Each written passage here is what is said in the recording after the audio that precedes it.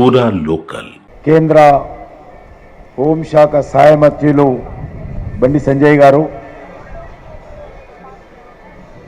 రాజ్యసభ సభ్యులు గౌరవనీయులు డాక్టర్ లక్ష్మణ్ గారు, స్థానిక పార్లమెంట్ సభ్యులు ఈటెల రాజేందర్ గారు, అదేవిధంగా director general CRPF Anish Dayal గారు, director general CISF RS Bhatti గారు, కేంద్ర సాంస్కృతిక శాఖ జాయింట్ సెక్రటరీ శ్రీమతి ఉమా నండూరి గారు, గౌరవ పార్లమెంట్ సభ్యులు రఘునందన్ గారు, డికే అరుణ గారు, విశ్వేశ్వర్ రెడ్డి గారు, ఎమ్మెల్సీ ఏవిఎన్ రెడ్డి గారు, పైడి రాకేష్ రెడ్డి గారు, అదేవిధంగా ఈ కార్యక్రమంలో పాల్గొంటున్నటువంటి అనేక మంది గౌరవ పెద్దలు, అదే కాకుండా సైనిక అధికారులు, పారామిలిటరీకి సంబంధించినటువంటి సీనియర్ ఆఫీసర్స్, అదేవిధంగా మాజీ శాసనసభ్యులు, కళాకారులు, అదేవిధంగా పత్రికా విలేకరులు, వివిధ విద్యా సంస్థల నుంచి వచ్చినటువంటి చిన్నారులు అందరికీ పేరు పేరున ఈ యొక్క హైదరాబాద్ లిబరేషన్ డే తెలంగాణ విమోచన ఉత్సవాల సందర్భంగా హృదయపూర్వకంగా అందరికీ శుభాకాంక్షలు తెలియజేస్తా ఉన్నాను. స్వాతంత్రానికి పూర్వం నిజాం పాలనలో ఉన్నటువంటి మన తెలంగాణ ప్రాంతానికి స్వాతంత్రం ఎప్పుడొచ్చిందని ఈ తరానికి చెందినటువంటి ఏ వ్యక్తిని అడిగినా కూడా వచ్చే సమాధానము 15th August 1947 అంటారు. అది వాస్తవం కాదన్న విషయము వారికి తెలియదు. దేశానికి స్వాతంత్రం వచ్చిన 13 నెలల తర్వాత 1948 సెప్టెంబర్ 17కు నేటి తెలంగాణ ప్రాంతమైనటువంటి నాటి హైదరాబాద్ సంస్థానం నిజాం రాజ్యంలో మరి ఆలస్యంగా స్వాతంత్రం వచ్చింది. ఇక్కడ 3 రంగుల జెండా ఎగిరింది.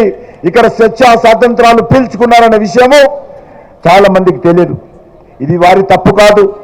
ఉద్దేశపూర్వకంగా కుట్రపూర్వకంగా ఇక్కడ పరిపాలించినటువంటి పాలకులు ఇక్కడి చరిత్రను తొక్కిపెట్టేటువంటి ప్రయత్నం చేశారనే విషయాన్ని మనం చేస్తూ ఉన్నాను.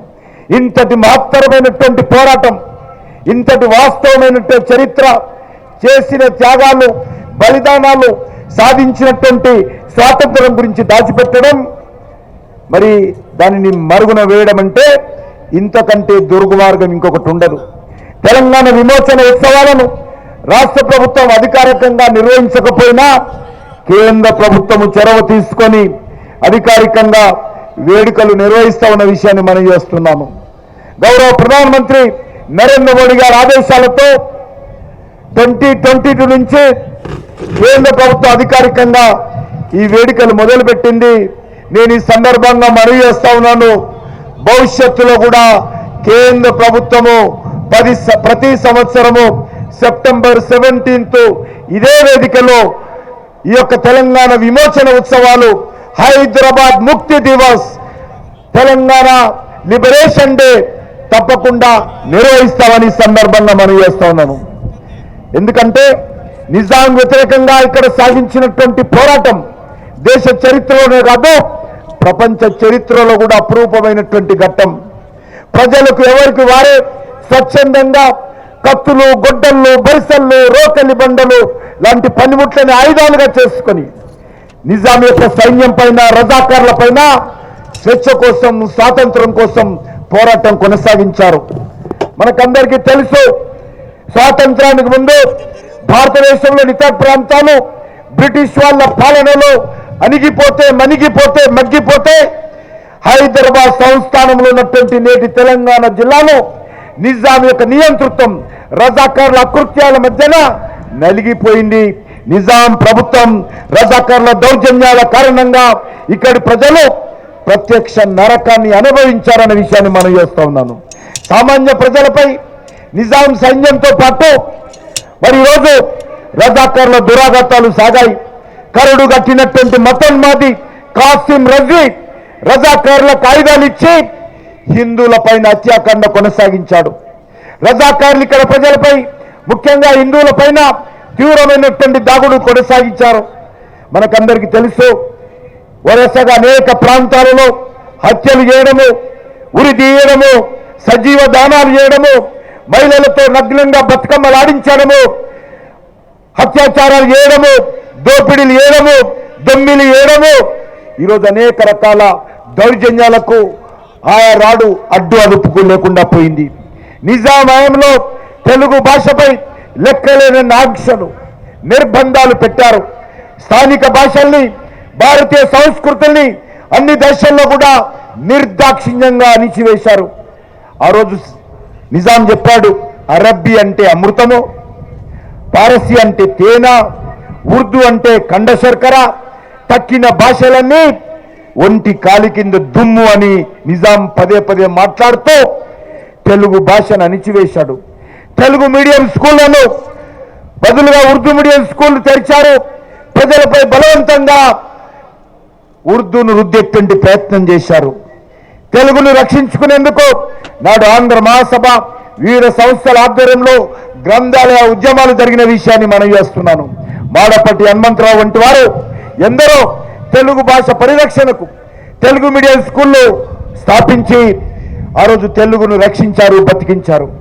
నిజాం రాజ్యంలో బలవంతంగా హిందువులను ముస్లిం మతంలోకి మతం మార్పిడి చేసేవారు. మతం మారేందుకు నిరాకరించినటువంటి వారి పట్ల ఆనాటి నిజాం ప్రైవేట్ ఆర్మీ రజాకారులు అరాచకంగా ప్రవర్తించేవాళ్ళు. హిందూ మహిళలను వ్యవస్థలు చేసి వేధించేవారు. హిందూ అమ్మాయిలను బలవంతంగా ఎత్తుకెళ్లేవారు. నిజాం ఇక్కడ సంస్కృతి సాంప్రదాయాలపైన దాడికి పాల్పడ్డాడు. హిందువుల పండుగల పైన అనేక రకాల నిర్బంధాలు, ఆంక్షలు పెట్టాడు. దసరా వచ్చిందన్నా, బతుకమ్మ పండుగ వచ్చిందన్నా, దీపావళి వచ్చిందన్నా అనేక రకాల దౌర్జన్యాలు చేసేవారు. ఆ రోజు మనకందరికీ తెలుసు, భారతదేశం యొక్క ప్రథమ సంగ్రామం నాటి నుంచే ఇక్కడ కూడా నిజాంకు వ్యతిరేకంగా ఇక్కడి ప్రజలు పోరాటాలు, ఉద్యమాలు ప్రారంభించారు. నిర్మల్ కేంద్రంగా పోరాటాలు చేసినటువంటి రామ్జీ గోండును, ఆయనతో పాటు 1000 మంది అనుచరులను నిర్మల్లో మర్రి చెట్టులకు సామూహికంగా ఉరితీయదీశారు. అకృత్యాలకు సాక్షిగా ఆ మర్రి చెట్టు ఇవాళ కూడా 1000 ఉరుల మర్రిగా మనకు తెలుస్తుంది. 1940కు ముందే దేశంలో జరిగినట్టు వందే మాతర ఉద్యమం కూడా ఇక్కడ కూడా ప్రారంభమైంది. వందే మాతరం రామచంద్రరావు గారు కావచ్చు, ఉస్మానియా యూనివర్సిటీలో నాటి విద్యార్థులు వందే మాతర ఉద్యమంలో కూడా కీలక పాత్ర పోషించారు. అనేక రకాల ఇబ్బందులకు గురయ్యారు. మా భూమిపై మాదే అధికారం అంటూ ఆదిలాబాద్ అడవి బిడ్డ గోండు వీరుడు కొమలం భీం నిజాం వ్యతిరేకంగా పోరాటం కొనసాగించాడు. గొరిల్లా పోరాటంలో నిజాం సైన్యాన్ని ముప్పు తిప్పలు పెట్టి చివరకు జోడేఘాట్లో కొమరం భీం వీరమందం పొందాడు. ఉద్యమ నేతల పిలుపు మేరకు సెప్టెంబర్ 2న పరకాలలో జరిగినటువంటి చేపల బండ వద్ద త్రివర్ణ పతాకాన్ని ఎగరేసేందుకు జనం వస్తే ఆ రోజు ఉద్యమకారుల మీద నిజాం పోలీసులు తుపాకులు పేల్చి రజాకారుల కత్తుల వేటుకు అనేక మంది స్వర్గస్థులైనటువంటి విషయం, వీర మరణం పొందినటువంటి విషయం మనం చేస్తా ఉన్నాను. రజాకారుల కత్తుల వేటు, పోలీస్ తుపాకుల తుటాలకు ఉద్యమకారులు చిందించినటువంటి రక్తం పరకాల మొత్తము రక్తసిక్తమైంది. పరకాల ఘటన మరియా మరొక జలియన్ వాలాబాగ్గా మారిపోయింది. గుండ్రాయిపల్లిలో కావచ్చు, లేక అనేక రకాలుగా మరి వరంగల్ జిల్లాలో కానీ, నల్గొండ జిల్లాలో కానీ, ఖమ్మం జిల్లాలో కానీ, ఈరోజు కరీంనగర్ జిల్లాలో కానీ అనేక రకాల దౌర్జన్యాలు నేటి రంగారెడ్డి జిల్లాతో సహా మరి ఈ యొక్క రజాకారులు నిజాం యొక్క సైన్యము దౌర్జన్యాలు, దోపిడీలు చేసిన విషయాన్ని మనం చేస్తా ఉన్నాను. అంతేకాకుండా ఈరోజు మనం చేస్తా ఉన్నాను, వందలాది మంది తెలంగాణ విమోచన యోధులను నిజామాబాద్ జిల్లా జైల్లో బంధించి జైలు లోపల ఉన్న వారిపైకి రజాకారులను పంపి దౌర్జన్యాలు చేశారు. ఆ కిలా జైలు వందలాది యోధుల మరణానికి మూల సాక్షిగా నిలిచింది. ఇది రాజకీయ ఖైదీలకు బొందలగడ్డ అని ఆ రోజు నిజాం ప్రకటించాడు. ఈ అణిచివేతలు నిరసిస్తూ దాశరథి కృష్ణాచార్యులు ఓ నిజాం పిశాచమని గర్జించాడు. ఆయన నిజామాబాద్ జైలులో ఉన్నప్పుడే నా తెలంగాణ కోటి రతనాల వీణ అనే గేయాన్ని ఆ యొక్క నిజామాబాద్ జిల్లా కిల్లా గోడలపై రాశాడు. నారాయణరావు పవార్ గంగారాం ఆర్య, జగదీష్ ఆర్య, కొక్కుడాల దంగారెడ్డి, వెదిర రమణారెడ్డి, ఆర్ కేశవులు, తొండుపల్లి వెంకట్రావు, ముదుముల నరసింహరావు, షోయబుల్లా ఖాన్, కాటన్ లక్ష్మీనారాయణ లాంటి అనేక మంది ప్రముఖులు నిజాం వ్యతిరేకంగా ప్రజలను చైతన్యం చేశారు, పోరాటాలు కొనసాగించారు. మనకందరికి తెలుసు, నారాయణరావు పవార్ హైదరాబాద్ లో నిజాం పైన బాంబులు విసిరిన విషయం, సంచలనం సృష్టించిన విషయం కూడా మనకందరికి తెలుసు. షోయబుల్లా ఖాన్ ఆ రోజు ఒక ముస్లిం బిడ్డగా ఇమ్రోజ్ అనేటువంటి ఉర్దూ పేపర్లో నిజాం వ్యతిరేకంగా ఈ స్వాతంత్రం రావాలి, ఇక్కడ నిజాం పాలన పోవాలి, ఇక్కడ 3 రంగుల జెండా ఎగరాలి, ఈ నిజాం ప్రాంతము భారతదేశంలో కలవాలని చెప్పి ఆయన పత్రికలో రాస్తే, ఇదే కాచిగూడ లింగంపల్లి చౌరస్తాలో నడి రోడ్డు పైన గుండాల చేతిలో ప్రాణాలు కలిపాడు. రజాకారులు స్థానిక ప్రజల్నే కాదు, హైదరాబాద్ నిజాం రాజ్యం నుంచి వెళ్ళేటువంటి రైళ్లను రైతం కూడా లూటి చేసిన విషయాన్ని ఈ సందర్భంగా మనవి చేస్తున్నాను. రజాకారుల దౌర్జన్యాలకు 1947-48 కాలంలో హైదరాబాద్ సంస్థానంలో 60,000 కుటుంబాలు బలయ్యాయి. హిందువులకు చెందినటువంటి 100 కోట్ల రూపాయల సొత్తు కొల్లగొట్టారు. నిజాం రాజు తరతరాల బూజు అని దాశరథి మాట మాట్లాడిన విషయం మనకు తెలుసు. గోల్కొండ కిల్లా కింద నీ గోరికర్తం కొడుకో నైజాం సర్కోడోడా అని యాదగిరి రాసిన పాట మనకు తెలుసు. ప్రాంతేతరుడు మోసం చేస్తే ప్రాంతం పెరుమేల వరకు తరిమి కొడతాం, ప్రాంతం వాడు మోసం చేస్తే ప్రాంతం లోపల పాతి పెడతామని కాళోజీ నారాయణరావు ఇచ్చినటువంటి నినాదం. బత్తిన మొగలయ్య గౌడు, సర్దార్ పాపయ్య గౌడు, పాపన్న గౌడు వంటి అనేక మంది సమరయోధులు నిజాం వ్యతిరేకంగా చేసినటువంటి పోరాటం, స్వాతంత్రానంతరం అధికారంలోకి వచ్చినటువంటి పాలకుల నిర్లక్ష్యం కారణంగా వాళ్ళ చరిత్ర అంతా కూడా చరిత్ర కాలగర్భంలో కలిసిపోయిందని మనం చేస్తున్నాను. ఈ పోరాటంలో నిజాం సైన్యం చేతిలో అమరుడైనటువంటి తొలి వ్యక్తి దొడ్డి కమరయ్య చరిత్రలో నిలిచాడు. దాన్ని కూడా ఈ పాలకులు ఏ రోజు కూడా జ్ఞాపకం చేయలేదు. చాకలి అయ్యమ్మ ప్రదర్శించినటువంటి ధీరత్వం ఎంతో మందికి ఆదర్శమైంది. నిజాం వ్యతిరేకంగా అనేక రకాలుగా పోరాటాలు కొనసాగించినటువంటి విషయమో మనకందరికీ తెలుసు.